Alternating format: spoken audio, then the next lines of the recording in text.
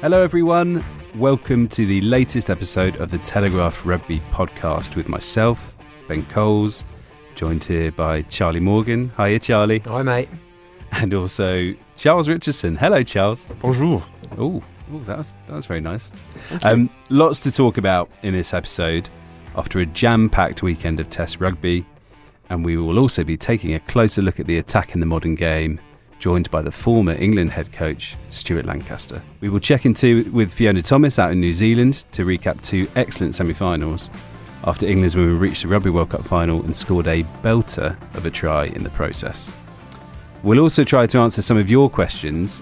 If you want to get in contact, please email rugbypod@telegraph.co.uk. Right, let's start with yesterday's game and the end of a 16-year wait for Argentina to win at Twickenham. A very, very, very weird game, I think it's fair to say. Charlie, you and I were there.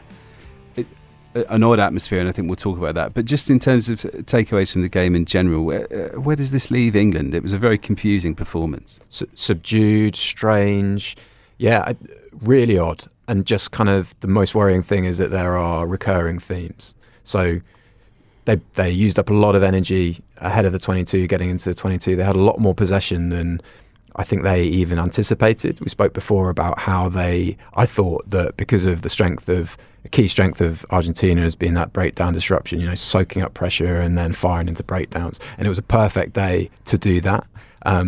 Absolutely biblical rain. Yes. Around the Twickenham area for all but about an hour of the morning. All of about an hour leading up to kick off. Then a little dry spell where we thought, you know what? Maybe, and then it bucketed down again till about just before half time. Some of us took sunglasses, I should add, for what was at one point and then really blinding sunshine. And then really smugly asked if I had mine, which I didn't. Well, I just wanted to make sure that your eyes were okay. Sorry. I think partly why it was quite odd was that England were in front of a full crowd at Twickenham, who are the narrative of them improving their attack. Everybody sort of was on board with that, but it wasn't the right sort of first half to do that. I think they could have been more boring. I think they only kicked 24 times in the game, and I think that was actually the answer for New Zealand when they lost to Argentina the next week. They kicked really cutely and they worked off counter-attack. They played with scraps and they were just more accurate in transition, which is what England don't have at the minute. And so recurring themes, and another recurring theme which maybe we'll get onto later is just that lack of cohesion in the first game of campaigns, which is just so strange because it almost seems to me like it's becoming a self-fulfilling prophecy, because Jones talks about it a lot. He talks about the theories sort of Ben Darwin a lot, whereby you need players who are either familiar with each other or have spent time together, and he seems to sort of speak about them so that now it was just bizarre hearing Ellis Genge talk about it at the end of the game, saying it's difficult being English because you go into a game and you've from all these different clubs and then you've got to kind of find that familiarity again. But then he sort of caught himself and he said, I suppose Argentina have done that a little bit actually. No excuses. We'll hear a bit from Genge in a sec. I reckon if we think about, because this episode is going to be on the attack and we're going to hear from Stuart Lancaster, if we just focus on thinking about Marcus Smith and Owen Farrell and Tuilagi and that combination that England supporters and followers have wanted to see together for a very long time. Charles, we know it's going to need time. And because they haven't had a lot of time together, and they only had a few training sessions together, but it didn't seem very natural, did it? No, it didn't, and we barely saw Manu ball in hand. I don't think I think you can count on one, maybe two hands the amount of times he touched the ball. Yeah, definitely didn't make a lot of ground when he did either. No, absolutely not, and which is surprising considering Eddie Jones had teed up this team with the selections of Thokanasinger, of Tuilagi and Noel and Billy Vunipola to be direct. There was a real sort of direct feel, and I thought yesterday England were at their best when they were their most direct. The stylish, cuter aspects of their game is all well and good, and it looks attractive, but actually there is still a case, even at the top level, of just putting your head down and making some yards. And actually, the most fluid that England looked were when they did that, especially with the conditions. When you had Sinclair, obviously he has lovely soft hands, the daintiest of hands for a prop, but when he put his head down and sort of blasted a hole, England got motoring, they got on the front foot. Van Portfleet's try came from good front foot possession, and sometimes and conviction. Yeah, quite. I just thought that's what he added when he came on, and we had teed this up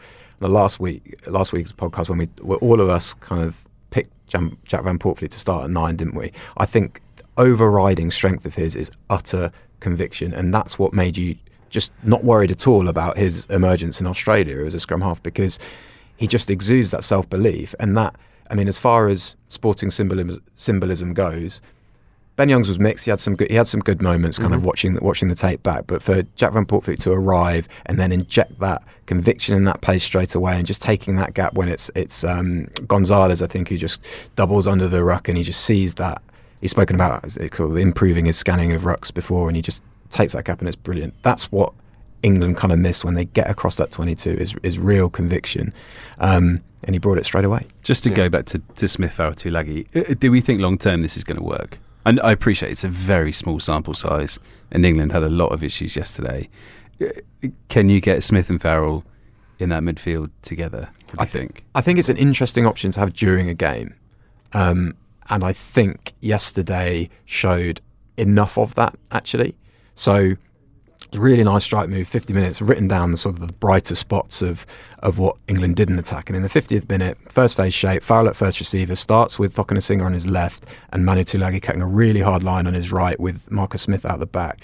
Thumping fades around Farrell to arrive on his right, and that obviously with a lot of attention on Tuilagi, that gives Thumping a one-on-one, and he brushes off Matera, a huge line break.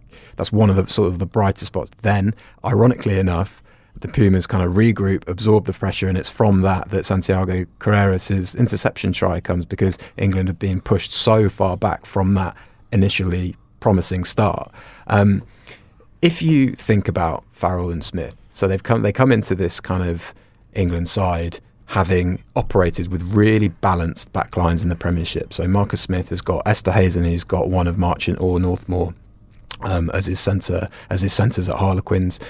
Farrell has got Nick Tompkins, one of the most underrated players probably in Europe, as an inside centre at Harlequins. It was a rare bright spot for Wales actually against New Zealand. Yeah, lovely pullback for Rio Dyer's try, wasn't it? And then Alex Lazowski is Farrell's second centre at Saracens, and he's got that pace of Elliot Daly as a second receiver, and he's got Alex Goode's kind of intuition out wide with Max Malins buzzing around as well. When they are forced together in the same back line, it's almost as if you're plucking Manu Tuilagi and goes, right, to have those two, to have Smith and Farrell on the pitch together, we need Manu Tuilagi at his absolute best, at his 2012 December, absolutely destroying New Zealand form. That hasn't been around for a while, although he kind of found a little bit of that at the 2019 World Cup. So effectively, what you need with Farrell and Smith, the theory works, is what I'm trying to say. The theory sounds good on paper, and you would want maybe that to be a fallback during a game, and that is why we're seeing it so much, is to get that familiarity so that it can, during the World Cup, become this option for England. But this is the whole problem with England at the minute, is Jones that has this mandate to work towards 2023, and in the here and now you're reaching for something that isn't there and is sort of a bit of a mythical thing. Because I suppose the question has to be asked whether Manu Tuilagi will, by 2023, be the player that Eddie Jones wants him to be. Because at the minute, is Eddie picking Manu based on some kind reputation? On some past perception that he had, and because of his past importance to this England side?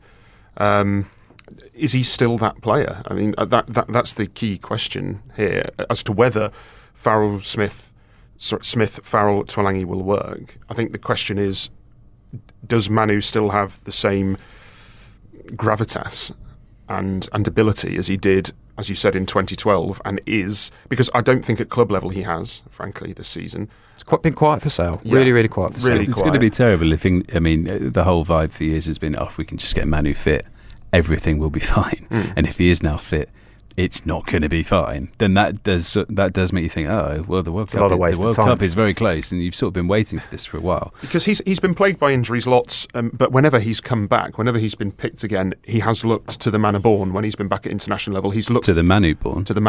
Yeah. Very good. He's looked very dangerous. And he's shown at least sparks of his potential, he would come on, he'd fend someone at 13, or he'd obliterate someone in the tackle. I mean, I know he put a big shot in yesterday, but ball in hand, he was very, very quiet. And I don't think Moroni was particularly troubled by him at all in that outside centre channel yesterday.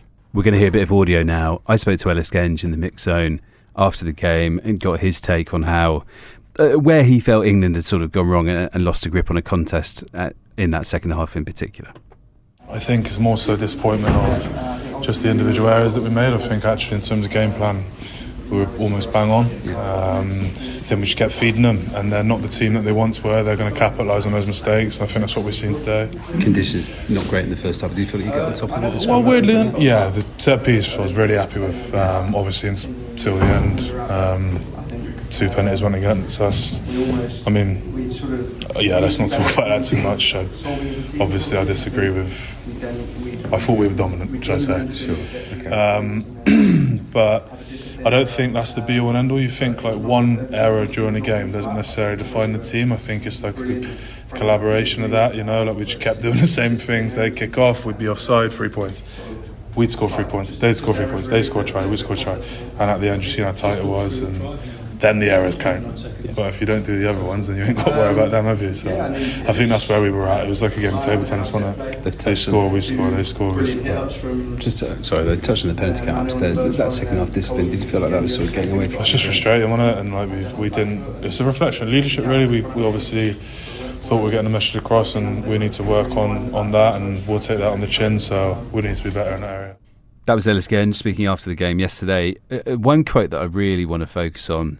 He said he was sort of talking about the game plan as if it all went well, and as if England sort of, the plan was correct, but it was individual mistakes which really let them down. I find that quite interesting, because if that is the plan being adhered to correctly, then the outcome isn't particularly inspiring, is it, Charlie?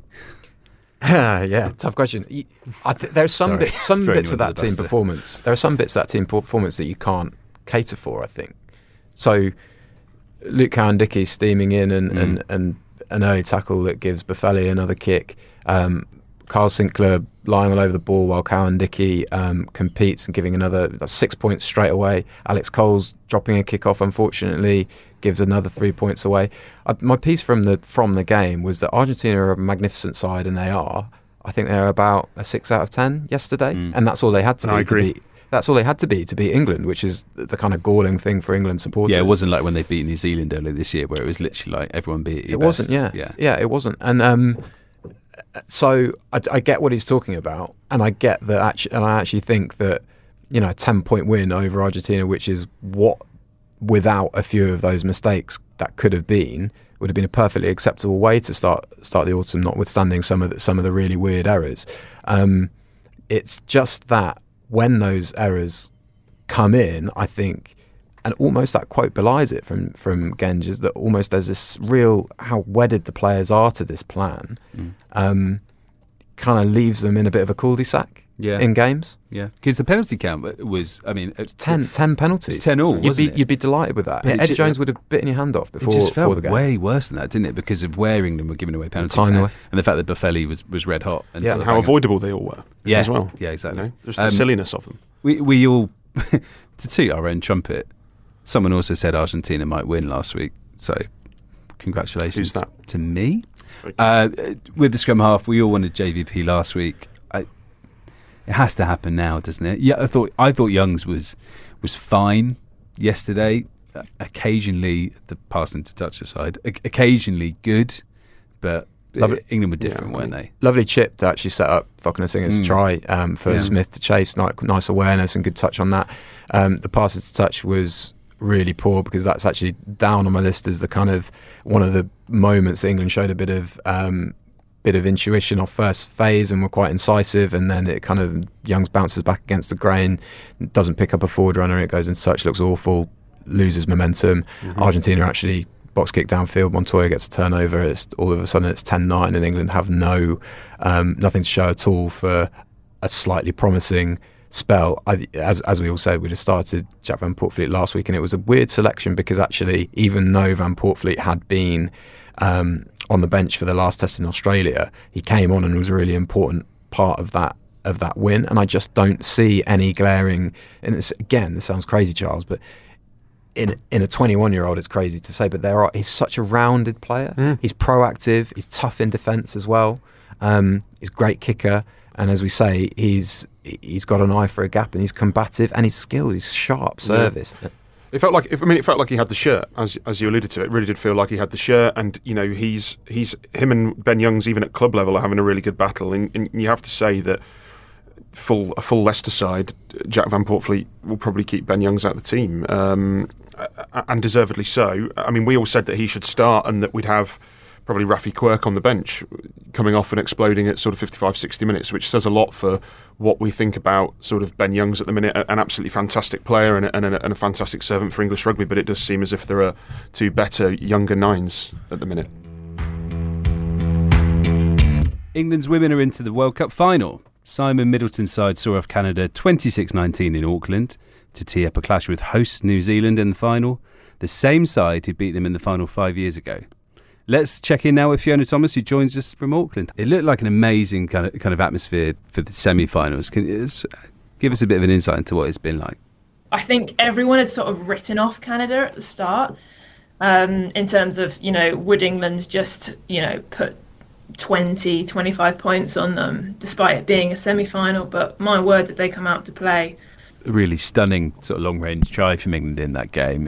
Great to see that sort of going viral as well. What was sort of the atmosphere for when that happened? When Abby Dow she blitzed 60 metres down the pitch. It was a brilliantly worked try. You kind of sense at that point that they had sort of had it in the bag, even though Canada still came back at them in that final third. But England aren't renowned for running the ball out of their own 22. They're blessed with world-class kickers in that backfield, and to see Claudia McDonald literally dance her way out of the 22 before shipping it to Dow, who literally blitzed over. I think the last time I checked England Rugby's Instagram post on that, it was pushing 50,000 views, which was more than anything that the kind of highlights reels from the England-Argentina game and the men's had got. So that just kind of shows the sort of interest that is swirling around this Red Roses side at the moment.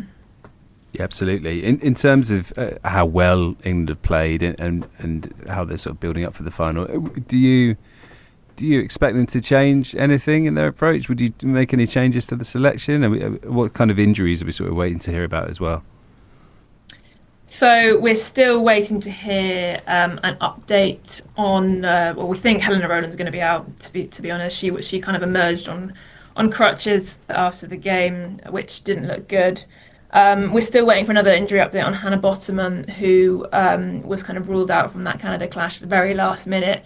Although I did see her also strapped in a boot, but apparently they all go into boots whenever there's a slight injury niggle, slight lower limb injury as a bit of a precaution. So.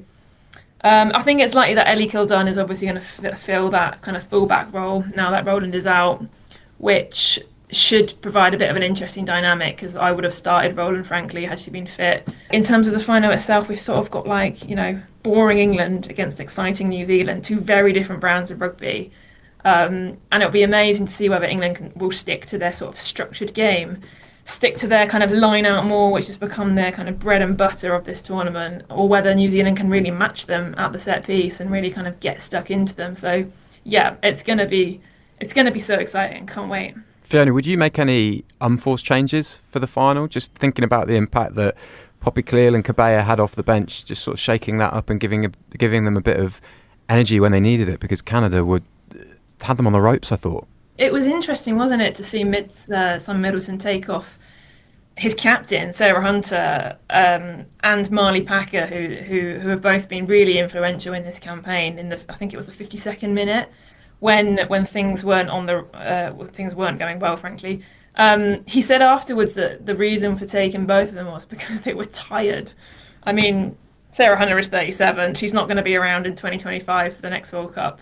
Cabella really kind of injected that sort of energy that they were lacking, among the forwards. And I think I saw some stat that Cabello actually made more tackles than Packer did in the time that she was on the pitch for that second half, which says everything you need to know about kind of who she is and the workhorse that she is.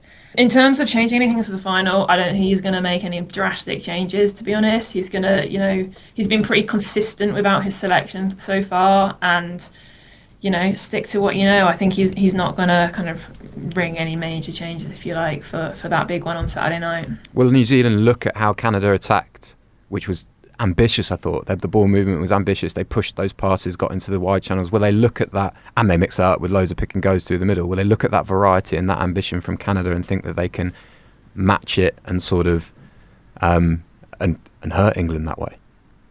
Yeah, I think so. I mean, the thing that concerned me about watching England on Saturday, which I haven't really ever been concerned about ever because they've won the last 30 games they've played, is how easily they were kind of caught off guard, how easily sort of Canada sort of sliced through them.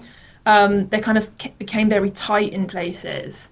And they were certainly kind of, they left the wings a bit too kind of open, if you like. So, we know the kind of free-flowing, fast, fiery, quick offloading game that the Black Ferns love to play. So if anything, they're going to be sort of, they'll be doing their analysis, I'm sure, on that Canada game and sort of licking their lips, perhaps. I think as well, just the wider context of this final, like England have never beaten New Zealand in a World Cup final, which is kind of, this is new territory for them. They're going in with the weight of the world on their shoulders. Some of those girls have never lost in a white shirt. This is how ridiculous the situation is. They literally do not know what it feels like to lose. So it's kind of, it's do or die time for the Red Roses this weekend. And, as we saw in that France-New Zealand game with that Caroline Duran last gasp kick, pressure can do funny things. Oh, that's brutal. And, this is the biggest psychological test some of these players will have faced, if not will face, I think, in their careers. So, yeah, it's squeaky bum time. Fiona, you've touched on Claudia MacDonald already, and I just quick word on her, because she was the catalyst to that fantastic Abidal try last weekend, and obviously a lovely step off the left foot, and then a gorgeous sort of long range pass out to Abidal on the wing. Obviously, she's transitioned from scrum half to wing at international. How have you seen her progression, Claudia, and how impressed are you by how she's sort of adapted to a completely new position?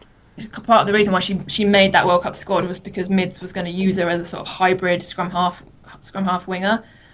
She hasn't played scrum half throughout the campaign, and if she does feature at the weekend, I certainly don't think it will be at scrum half. I think that kind of ship has sailed. Leanne Infante is obviously going to start in that position, with Lucy Packer perhaps coming off the bench.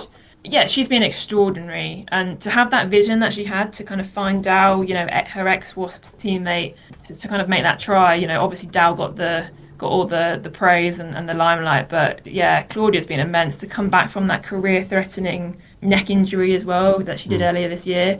After, I might add, after she had her England contract cut, because she was an injured player, there aren't enough to go around, so she had to give it up. And the resilience that she has shown, just phenomenal.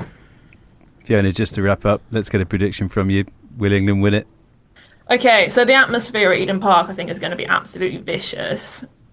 And it's whether they can kind of be composed enough. I think they will. I think they can bring it home. I think they can go and make history. I'm backing the Red Roses. Love to hear it. Fiona, get some sleep. Thanks so much for your work. Okay, next we're going to hear from Stuart Lancaster, the Leinster assistant coach and former England head coach, to get his views on the attacking game. When looking up stuff about how well he's done at Leinster, they've obviously won a lot of trophies. There was a really interesting quote from Robbie Henshaw, the Ireland centre, who said about Lancaster, he came in and took this club by the scruff of the neck and shook it up. I found that really interesting, because Leinster, before Lancaster arrived, they hadn't won a trophy for a couple of years, but they had won lots sort of in the previous years between 2012 2014. Lancaster's come in, they've won the Champions Cup in Bilbao, they've reached 2 more finals, they've won 4 United Rugby Championship titles as well. Charles, that's quite impressive, isn't it? That he's gone to a side like that, and you've got players of Henshaw's calibre talking about what a job he's done there.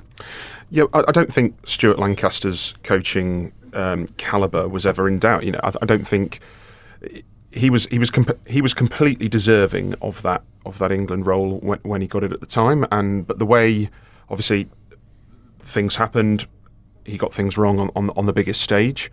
But the way in which he's reinvented himself now, in terms of how he's gone to Leinster, how he has refocused and re-energised himself through doing what he does best, the coaching on the field, is very impressive. And obviously he's off to Racing 92 next season in Paris, where he's got because he wants a new challenge, and he's clearly someone with tremendous drive and with a tremendous rugby nous, and the way in which, as I said, he is sort of continuing to prove his worth at the top level of rugby is phenomenally impressive. The amount of grey hair emerging from myself and Charlie will tell you that we were around in 2015 for when it all went wrong, and it obviously did go very wrong. Charlie, what are your memories of that time? And I can remember being in that. I wrote about this recently when writing about Chris Robshaw's retirement. I remember being in that Robshaw Lancaster press conference after Wales, and it was awful.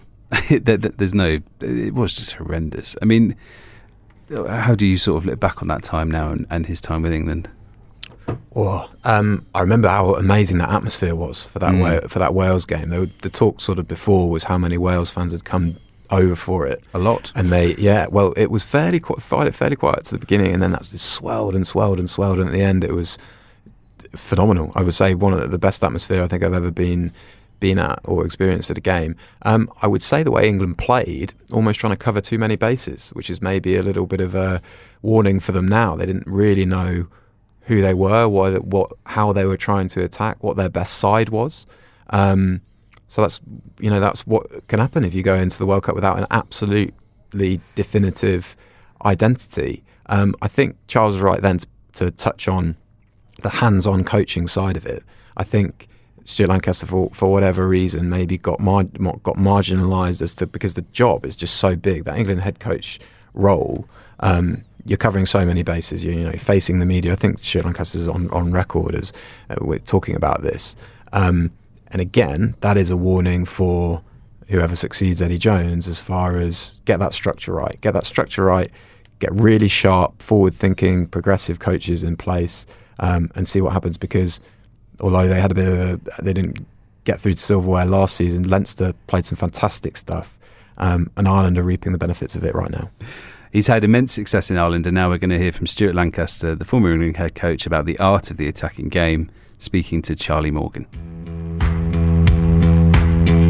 At the risk of sounding like I'm wishing you Happy New Year in March, congratulations on the new role with Racing 92.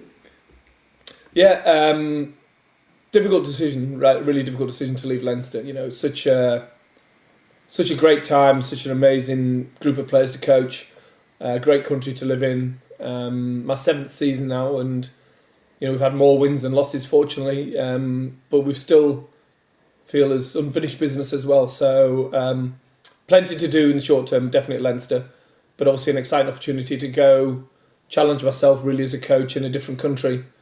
Learn the language, coach a different type of players, and try and build the same sort of levels of consistency that we've established at Leinster, in the top 14.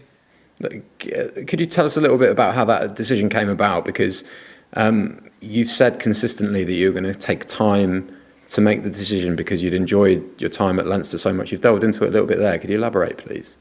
Yeah, well, it's pretty unique, isn't it? Normally in sport, any sport really, a coach tends to get sacked towards the end of the season, or they make a decision to move a coach on, and usually the decision is made maybe 1 or 2 months before the end of the season.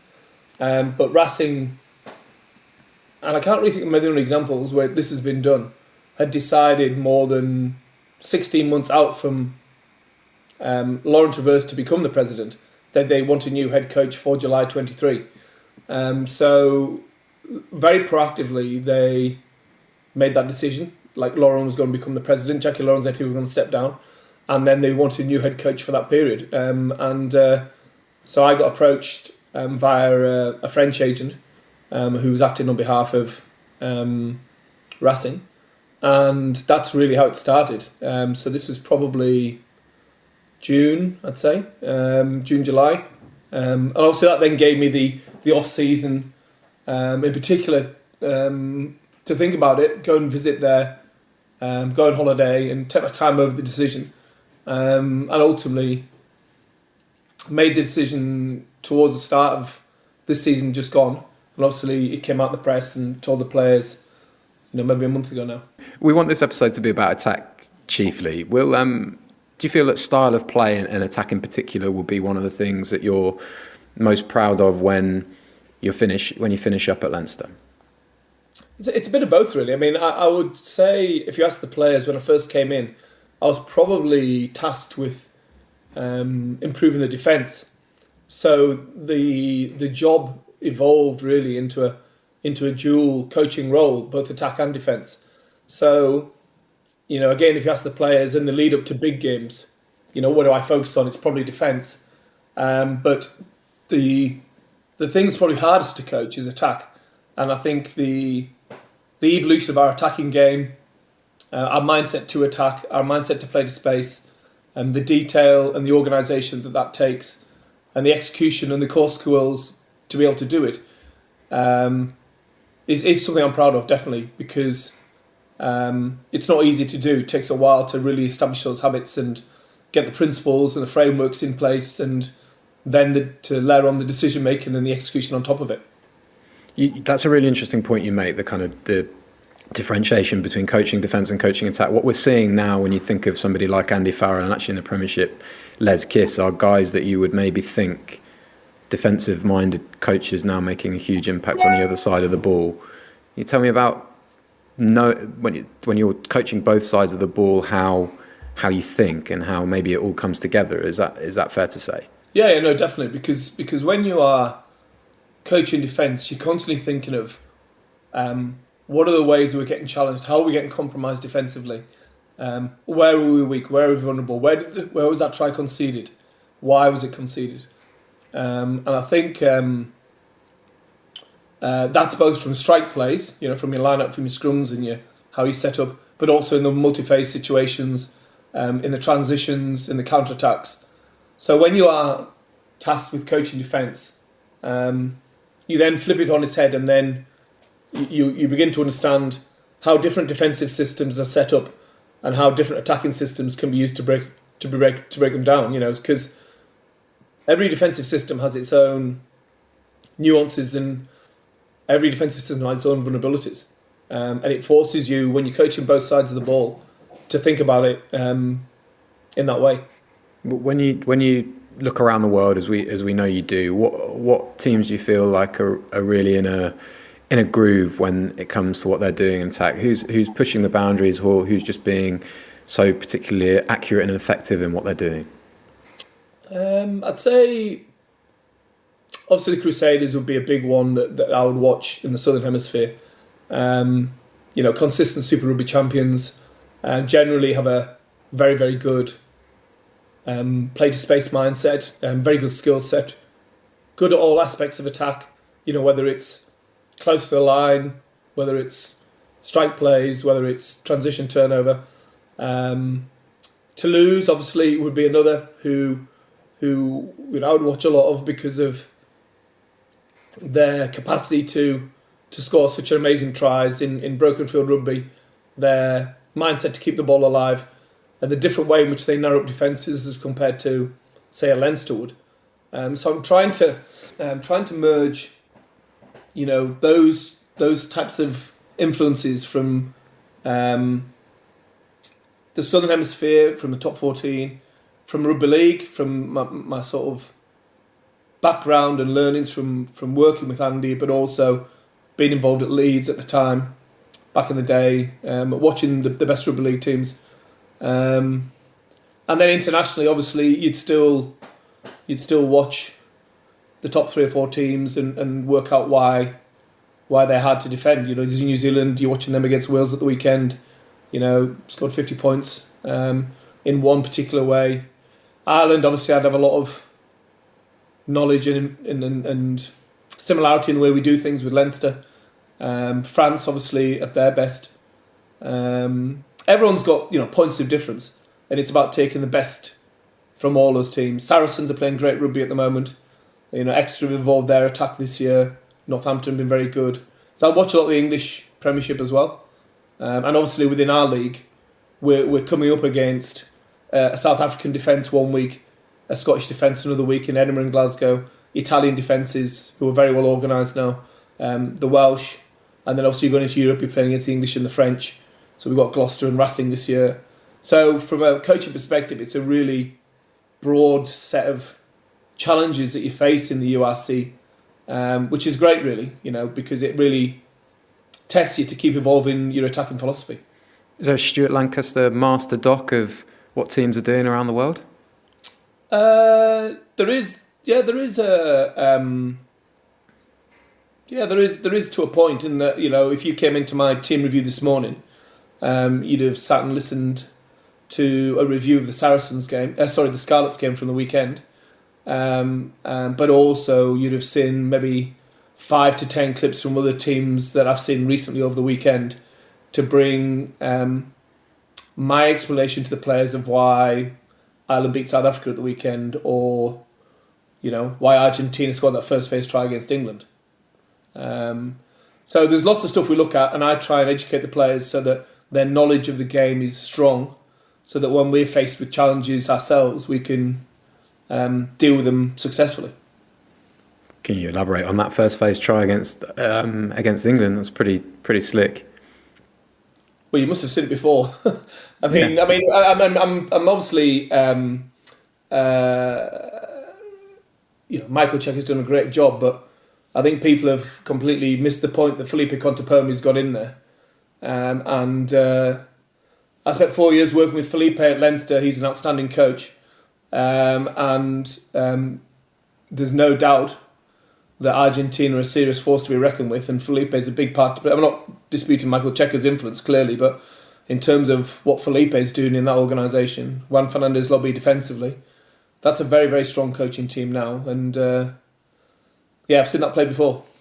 When you're thinking about what move to kind of unfurl of a weekend, and you're thinking about, I guess, a menu of what you'd run off a set piece, how much are you thinking of an opponent's certain traits or weaknesses as to what you'll use in that case, for instance?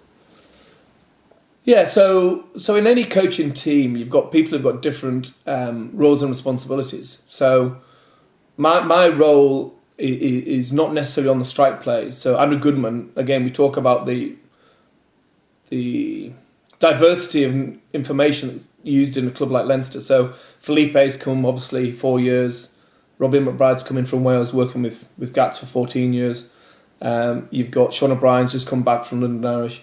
Now you've got Andrew Goodman from the Crusaders, plus myself and Leo, etc. So someone like Andrew Goodman, he'd be responsible a lot for designing those plays, along with Robin. So obviously the line-out delivery, etc., etc.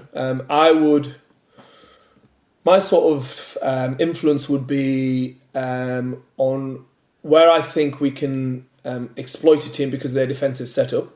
Mm-hmm. And they would come up generally with the detail and the plays that's an evolution of what we have in our existing menu at Leinster. Now, that menu at Leinster's goes way back to the Joe Schmidt and the Michael Cheika era. So you've got this real library of plays and things that can be used from the master himself in Joe, that's evolved through Matt O'Connor into Gervin Dempsey, into Felipe Contepomi, into now Andrew Goodman, and obviously Robin's got his view as well. So we look obviously to score.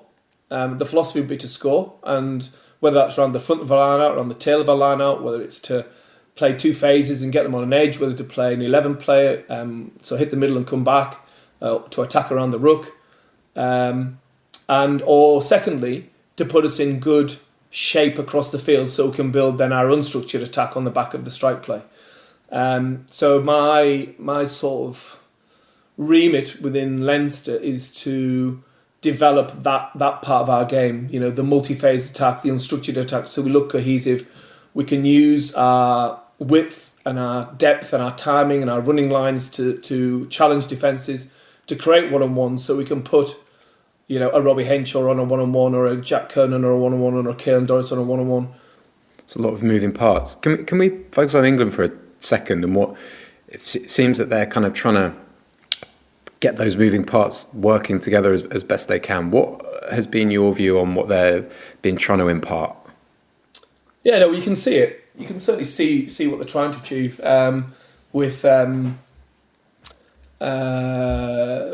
particularly the Australia tour. The challenge internationally with England is the cohesion piece. So it's with Ireland, there's a lot of the players play for Ireland, play for Leinster. So there's a natural evolution into Ireland. There's a natural understanding of each other's running lines and the ability to do that at pace. And the reason I think that it's done well is both Ireland and Leinster. We train at pace, but we train with pace and accuracy. And when you're with England, we've got players coming from 12 different clubs. You've got maybe changes in personnel in terms of coaches. You've got different philosophies emerging. You've got different combinations working together. I think it's just harder to achieve. I certainly found that in my time. But over a period of time, with consistency of selection, philosophy, training habits, then it can become unconscious and it can become, automatic. And I think it doesn't quite look like that at the moment. No. Now you'd have to be the one who would give the reasons for that. But that's what it looks like. When one thing that is under particular scrutiny this kind of autumn, I guess, and certainly over the last week, has been the makeup of that midfield, and that seems to be a classic example of taking three guys that don't play together and seeing if it will work. Have you had a take on that? Well, I mean, unless they pick, all the players from Saracens, all the players from Harlequins, all the players from, and obviously you've got Andrew Hestes in the middle of the Harlequins 10, 12, 13 channel, for example. You're always going to get that with England. You're not going to get Johnny Sexton, Gary Ringrose, Robbie Henshaw, Hugo Kiernan, Jim O'Brien coming in, who's played with those lads for the last 6 or 7 years. How well did he go? Yeah, but it's not a surprise because he's trained with them for years now, Jimmy, and he's played for us in big European games. He's versatile. Do you know what I mean? So it is harder with England, for that reason. But that's why the cohesion of selection and the cohesion of philosophy becomes all the more important in a team like England, I think. Unfortunately, sometimes as well, though, with the best will in the world, you want to go down a certain route and you want to pick a certain combination. You want to play them together for the 10 internationals that are available for the calendar year. And then one of them gets injured, or someone too, like George Ford's injured at the moment. Mano was injured, a fair bit at the time. Mark Smith's come in. Owen's now at 12. Mano's back. Slady's been injured for a while. So it is a bit of a moving feast sometimes. But we have a moving feast at Leinster, so we have an ever-changing team. But because of the way we train, we involve all the players, and all the players are used to playing within our framework and in interchangeable positions within training. And I do think that stands to us because we always... we rarely put the same team out, but yet in the competitions we're usually pretty successful because of the way in which we train, and that stands to us, I think, over the course of a 12-month period. I think you've answered this question before, but the answer might have changed as maybe the years have gone past. Clearly there's a group of you that were involved in the 2015 experience with England, and there's a group of you that are continuing to progress and achieve now in different roles. What lesson from that tournament is most valuable to you and your coaching, do you feel? Well, there's lots of lessons I've taken from coaching England. I started 10 years ago, actually, and had 50-odd games in charge. So every game against top quality opposition.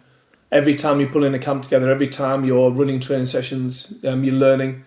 We won more than we lost. We didn't win the critical game, obviously, that mattered. But we put in some pretty good performances as well. So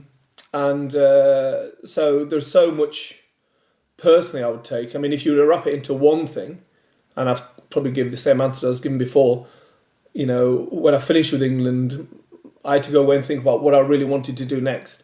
And what I wanted to do was to coach more, and to coach more on a consistent basis. And that's why the opportunity at Leinster and the lure of club coaching is so strong for me, because I actually genuinely love the art of coaching. If I can keep you on the international game for a second, the trends, please, that you expect, as specific as you want to be, from this autumn and going ahead to the World Cup. If it's fair to say that the last World Cup was probably defined by kick pressure, what are we going to see in the autumn and in the lead up to 2023? In terms of trends, what am I seeing? I'd say it's getting harder and harder to score tries, multi-phase tries. Defences have become better and better organised. Defences, and certain defences, particularly as we found in Europe, will go double jackal at the breakdown.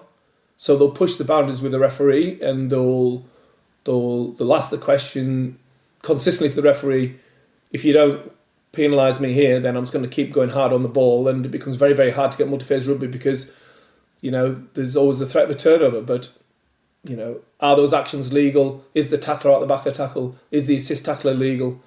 They're the things I think need to be the top priorities for the referees, because if we want a game where people are excited about coming to watch, and you've got lots of multi-phase rugby in France in 2023, that area of the game needs to be policed really well. The offside line, making sure the tackler's at the back of the tackle, the assist tackler, a jackler, is legal and shows clear release.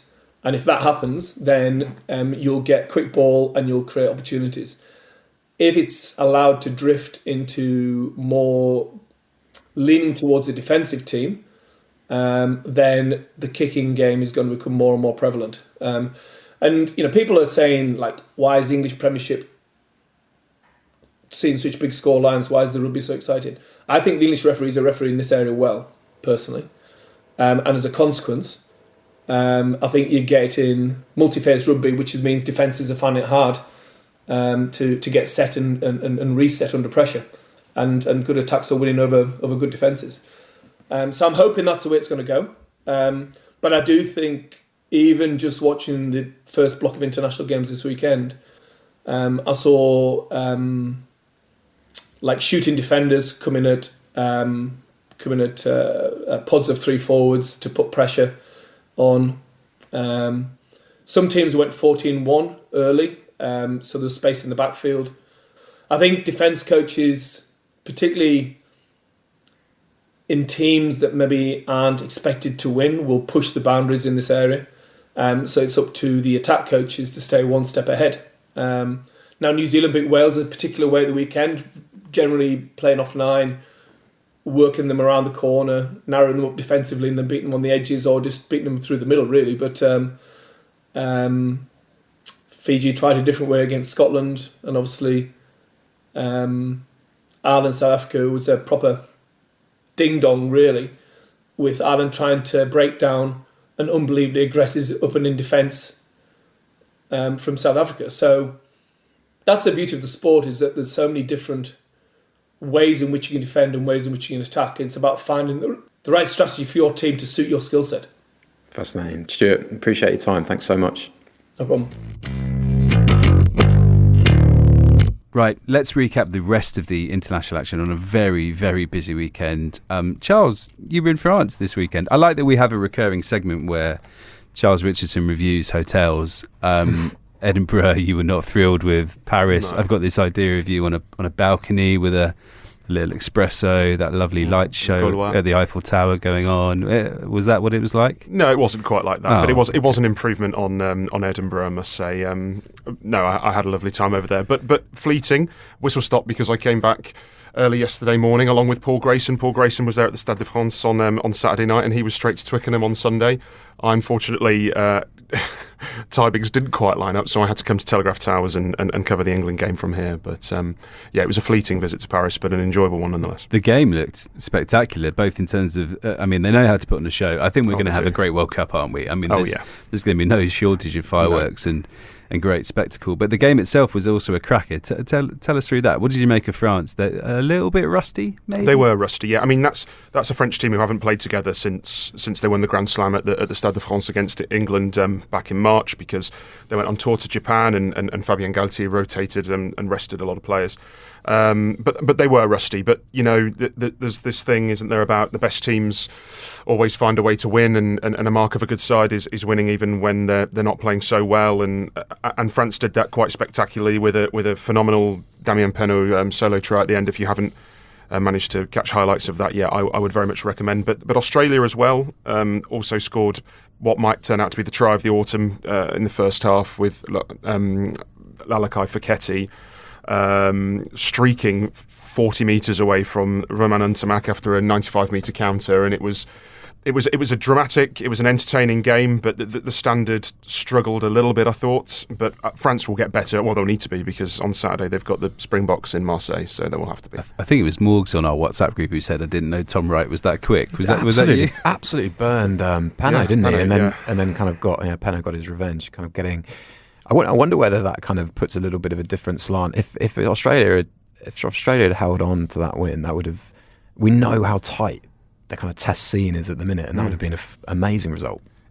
France have won that 30-29. England have lost 29-30. I'm just purely thinking of the top of my head. City, like swings. Yeah. France, we seem quite forgiving. England, we're saying, what's going on? France, we forgive everything, don't they? We forgive how much they kick because they're just the sexy offloading. So, well, it was the first time I've seen Dupont have a poor game as well. He wasn't objectively poor, but he was right in the thick of the counter-ruck for Marchand's try, wasn't he? Big time. But by his standards, I would say he had one of his poorer games, certainly at international level. But I wouldn't quite go as far as to describe him. You wouldn't hook him, as would poor. you? Yeah. No. Concerning for everyone else that he's got that out of the way now. He's now going to be great. And concerning for everyone else that if that is as bad as France are going to get now, with 12 months away from their host World Cup, then we're all doomed. Massively. We're all doomed. Okay. Massively doomed. We're all massively doomed. Well, now living in fear. Let's jump to Dublin and talk about Ireland, South Africa. Charlie, I know you've done an inside line on this today. It sounded like an amazing atmosphere there. World champions against the number one side in the world. A lot to enjoy, really. Yeah, we build it as two kind of contrasting philosophies, didn't we? Sort of really, South Africa really direct, really set piece orientated, kick pressure, and then Ireland doing what Ireland are doing best at the minute, which is ball movement to space and trying to beat that blitz. So really compelling battles all around the field. As it was, and as happens very often when you're playing the Springboks, as the Lions kind of showed a year ago, Ireland, I thought, got sucked into a bit of a kind of direct, it's certainly direct in phase play, but they, in those key battles and battles that they and Leinster have lost previously against robust, kind of hefty sides, I thought they did really well. It was a really big maul turnover, 58th minute, I think, with James Ryan coming to the fore, really big moment that kind of epitomised it all. And in 10 minutes after half-time, they scored those two tries, got lucky with 3 calls, maybe the scrum call and a forward pass and Sheen's kick through the ruck. Which has anyone spoken about that publicly? I'm not sure. Might have been a bit of fuss on social media. Anyone but I haven't part seen of the Springboks management had a word about that? Not sure. Let's move on. Okay. No, Razzie Erasmus has mentioned it. But someone. They clearly haven't come to terms with the fact that in every single game of professional rugby ever made, the referees made a mistake. That's news to them after last weekend, it seems. Yeah, but Ireland prevailing. Really interesting. It's up for debate how much these games matter in a World Cup context, because we've got a year to go, because the game isn't going to be in Dublin for loads of reasons. South Africa are hopefully going to have a place kicker on the field. Was that the referee's fault as well? I think so, yeah. But really interesting and really heartening, I think, that Ireland can be sharper with what they're doing in phase play. We've seen them be sharper, and yet they still manage to come through. Should just talk about Cheslin Colby's selection at fullback. I found that quite interesting because I thought the idea would be that there's a fairly accurate theory that South Africa are just so over-reliant on Willie Leroux in their attacking game because of what he does as another first receiver or second receiver option. And I sort of got excited about the idea of Colby doing that because I was like, okay, you've got a player who's got a good passing game there who can probably fulfill a similar role. But he's also got outrageous pace and will be able to sort of catch, forwards flat-footed on an outside break and try and open up the Irish defence more, or any defence more. I just don't feel like we got that at all. It felt like tactically they were sort of thinking, right, you need to kick everything and sort of be that kind of fullback. It didn't seem very natural. Played it 10 for Toulouse, hasn't he, Colby? So you're right. In that 10 minutes I was talking about just after half-time twice, Ireland resisted South Africa's phase play. South Africa didn't get any momentum. Colby went to first receiver and went to the air. It felt so jarring. Yeah. Felt so jarring because, as you say, I think South Africa's best second receiver on the day was Eben Etzebeth, wasn't he? Yeah. Sweeping around for that, so nice. Just ridiculous. And I tweeted at the time, but was watching it and just swore spontaneously because having done everything that he'd done in that game, growing into the game as he does Etzebeth, albeit on the losing side, to do that as well. What a freak. You're always doing that, just randomly swearing. Very blue air at Twickenham yesterday. It was, lots of that. Let's move on to let's move on to Cardiff, where New Zealand were just great. I was really, really impressed with how they have, since Jason Ryan came in as the new forwards coach, replacing John Plumtree, which was sort of, looking back on it, John Plumtree and Brad Moore went out, didn't they? And Joe Schmidt and Jason Ryan came in, and Foster kept his job. And it was sort of like, okay, if you can't start winning like this with two new coaches, then you really are in big trouble. But the way their pack carried, and the precision of their carries, and the quick ball that they got, and the recycling speed at ruck time, I wish I'd looked it up before I started talking about this because I should have done. They were just phenomenal. I was so impressed by it. And they just blew Wales away. Wales produced an astonishing number of tackles. I think Talupe Faletau had 28 and Justin Tipuric had 25. So between the two of them, you're looking at over 50 tackles, and they were brilliant. But it just didn't matter because they would just recycle, and another whopping carrier would come in, whether it was Surveyor or Cody Taylor or Shannon Frizzell at blindside, and they were just absolutely flattened Wales. I haven't seen a beatdown like that in that sense in such a long time. It's really interesting. They did everything that they didn't do against Japan. They were just direct, and it's been really interesting that has been kind of Schmidt's imprint on the side, just being that direct. I looked up a term, an NFL term, because I thought I'd get it wrong, and I really wanted to get it right. Smash mouth offense. Nice. Yeah. You're having that. Get your big running backs and your fullbacks rumbling. That's what Schmidt's doing. It's really direct.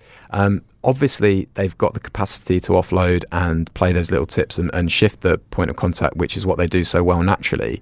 But having that bedrock, as you say, what a thing to go back to. Not bad having a 6'5" guy inside centre now as well in Geordie Barrett, which almost makes you think, why didn't they try this before? Yeah. Because he's getting them over the gain line. You can still use him in those cross-kick situations like they did for his try where poor Rio Dyer was never going to... I think Rio Dyer's under 6 foot and Barrett's 6'5", and that mismatch in the air was just never going to work out. There was just so much, like Adi Sevilla played out of his mind, as he has done for a lot of the year, and Charles, I know this is sacrilege, but he might be pushing Dupont quite hard. No, I agree. Player of the year. Especially if Dupont carries on like he did last week. Yeah, I mean, he really was quite astonishing. Aaron Smith had a couple of tries. There was just a lot to like about this, and they didn't necessarily... Caleb Clark and Sever Reece on the wings for New Zealand didn't actually see like loads of ball because they didn't need to, because Wales were just suffering from wave after Route 1 ball carries, and it was really impressive. It's an ingenious solution as well to get Moanga and the two Barretts, as in the two backs Barretts, in the same team as well. Well, that's been the dilemma, hasn't it? Like, how do you sort of have Moanga and Barrett on the field, but also have Geordie on there for his like security under the high ball? Well, just have all three. Like, why not? We're talking about deceptively big players. Dalton Papali'i is a big lad. Yeah. Brushed off Tipuric. Very easy to spot now with that bleach blonde lid as well. Slightly high tackle early on. Oh, we'll let him off. In the chops. He was brilliant after that. I think they'd have won with 13 players, to be honest. The way and what does it say about Wales, though? Unsure. This game against New Zealand has always been a problem for them, as we know. What's the year count now? Is it 63? It might be more than that. It might be 68 years. Huge game coming up. It's been a while. since they beat New Zealand. And I thought what was interesting was that last year in that Wales-New Zealand game, which was outside the test window, they got hammered as well. But it was sort of like, well, we didn't have full complement. This time, just absolutely blown off the park. I've seen a few comments saying they need more physicality. I know they would love to have Christ Chinzer as like a starting blindside ready to go for the World Cup, but time is a bit short, even though he's very good. Yeah, there's a lot of questions there. It wasn't pretty, despite really noble efforts from Faletau, from Tipperick, and from Nick Tompkins, as we said earlier. I thought he was really good. Let's go to Scotland, where there has been sort of breaking news because Finn Russell has been called up by Scotland. He's replaced Adam Hastings, who, I shouldn't laugh, got absolutely clobbered by the Fijian second row on his debut, Ratu Ratui-Solia. Wow, nailed it first time. Who just had an incredible debut because he was yellow carded about 80 seconds into the game, came back on and he scored a try, and then had this astonishing tackle on Hastings, which basically, it was perfectly legal. Hastings was just out the game after that. It's bad where the news coverage after the game is saying that Hastings has suffered whiplash. Yeah, I think that says it all. That's fairly rare. I mean, that's a car crash, isn't it? We don't get that very often. It was just a very, very interesting debut for the Fiji lot. But hey, Finn is back, and there's been so much talk about whether it can sort of work with Finn fitting into what they have planned, Scotland. What do you think? Good? Exciting?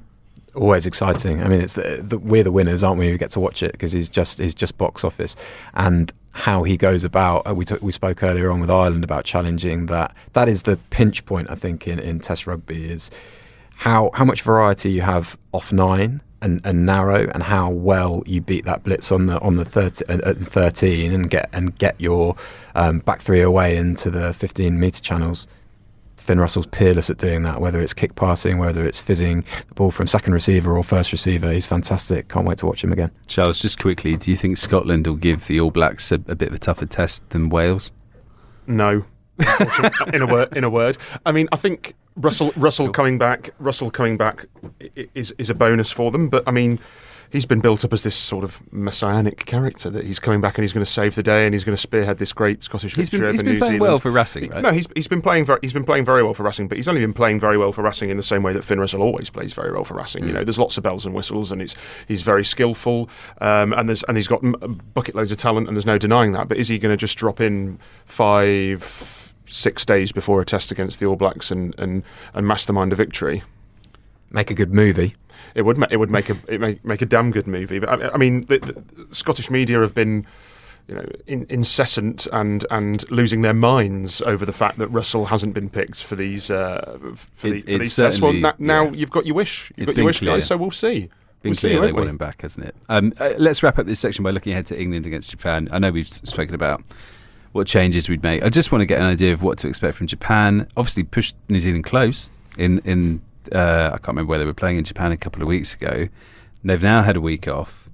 Jamie Joseph will be very excited about this matchup. What are we sort of expecting from Japan this weekend? I was just checking the long-range weather forecast. Looks dry for Twickenham on Saturday, which is worrying. A treat because we'll get to see, hopefully, that fast-paced, intricate phase play that's been Japan's hallmark against New Zealand. They actually, I think we kind of touched on it last week, they pushed a few offloads that maybe in a kind of higher stakes game they wouldn't have done. And that suggests to me that they're trying to push boundaries, which when you're working from a pretty handy base is really interesting. What we'll see them do to England is challenge them laterally, which was the kind of basis for Argentina's gorgeous first phase try. Nice. Bertranu's pass to Moroni is so wide across the England 22 that Noel's involved. You're getting your wing involved off that first pass, and then Carrera's coming around. That's the kind of Carrera's had a few wobbly moments under the high ball doing conventional fly half things, but when you've got a fly half of that speed unconventionally in an unconventional position, that's what completely capitalised on how narrow and how slow England were kind of readjusting after that. They'll have to readjust a hell of a lot against Japan, and that's good. I hope Nagare plays at 9, because just one of my absolute favourite players to watch. Just the speed with which he's, if he's allowed sort of 3, 4, 5 rucks that are remotely quick. So it's going to be fascinating to see how because England, you so often have the concentrating ourselves rhetoric, don't you, with international sides, but if they don't get that selection right, it's going to be really ugly. And with Argentina's first try, as we've mentioned, mirroring or certainly echoes of that fantastic France try that they scored in the 2021 Six Nations behind closed doors, where Penaud scored in Jalibert wrap round. There's, Japan are going to be looking at those two, and they're surely going to be on the training ground all week, hammering first phase strike plays, especially with the kind of inventive game that they want to play, and really looking at that outside centre channel. And you'd expect that Noel would definitely be playing again, and probably Manu too, and how they can look at sort of piercing and all going round that sort of unit. High tempo, lots of fireworks. All sounds actually quite ominous, to be honest. Right, that's it for today. Thanks to everyone who has downloaded this episode. A reminder that we will be here throughout the autumn, bringing you the latest from the England camp and the rest of this month's action. We'll also be exploring a different theme each week. If you missed last week's episode with Eddie Jones on the art of selection, it's available now on the Telegraph Rugby Podcast channel. Our theme next week is all about officiating, and we will be speaking with the one and only Nigel Owens. So if you have any questions ahead of that one, you can get in touch with us at rugbypod@telegraph.co.uk. In the meantime, if you haven't already subscribed to the podcast, please do. You can do that now on any platform wherever you are in the world. Myself, Charles and Charlie will be back with you next week. Until then, goodbye.